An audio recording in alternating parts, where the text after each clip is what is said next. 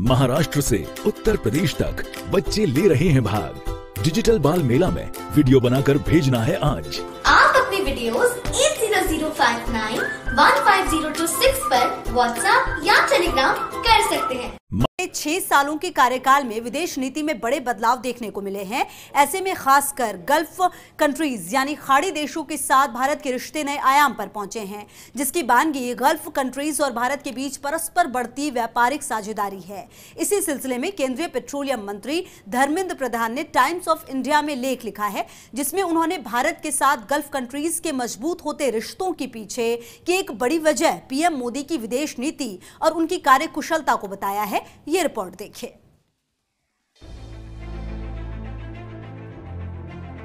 मोदी सरकार के बीते 6 सालों में भारत की विदेश नीति सुर्खियों में रही है और हर मोर्चे पर पीएम मोदी की काबिलियत को पूरी दुनिया ने माना है। इसकी बानगी भारत और गल्फ कंट्रीज के बीच हर गुजरते लम्हे के साथ मजबूत होते रिश्ते भी हैं।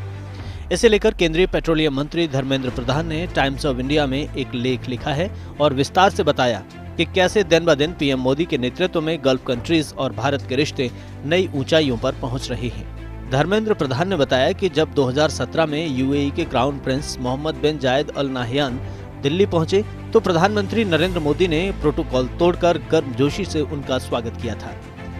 2 साल बाद उन्होंने सऊदी अरब के क्राउन प्रिंस मोहम्मद बिन सलमान के साथ भी ऐसा ही किया। ये अलग अलग घटनाएं नहीं हैं, लेकिन भारत और खाड़ी देशों के बीच संबंधों को नई ऊंचाइयों पर पहुंचाती हैं।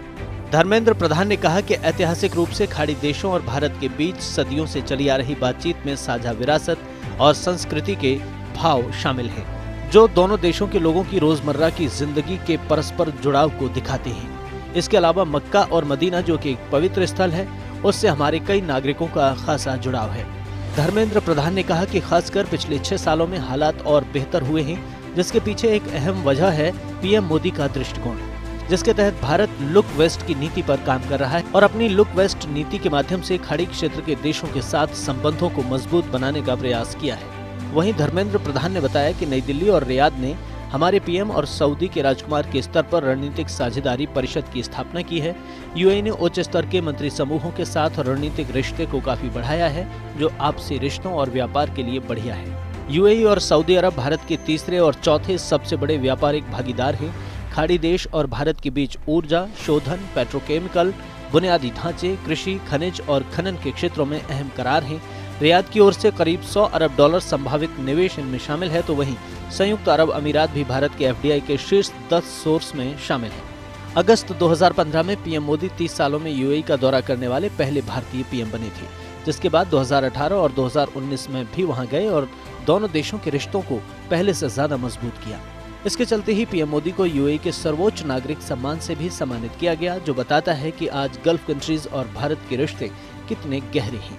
खाड़ी देशों में शायद ही कोई ऐसा देश हो जहां के नेताओं ने भारत का दौरा नहीं किया हो, या फिर वहां के नेताओं के साथ भारत ने परस्पर बातचीत ना की हो, जिसमें अरब, कतर, ओमान, ईरान और बहरीन शामिल हैं। दूसरी ओर भारत ने अपनी सांस्कृतिक विरासत के बलबूते ही इस गठजोड़ को बेजोड़ करने का काम किया है। दरअसल कुवैत के अमीर का सितंबर में इंतकाल हुआ था, तब भारत सरकार ने पूरे देश में एक दिन का राजकीय शोक घोषित किया था, जो बताता है कि हमारा राष्ट्र अपने मित्र राष्ट्रों और वहां के लोगों की भावनाओं को प्राथमिकता में रखते हैं और उनका सम्मान करते हैं, जिसके चलते ही कुवैत से भी भारत के रिश्ते मजबूत हुए हैं।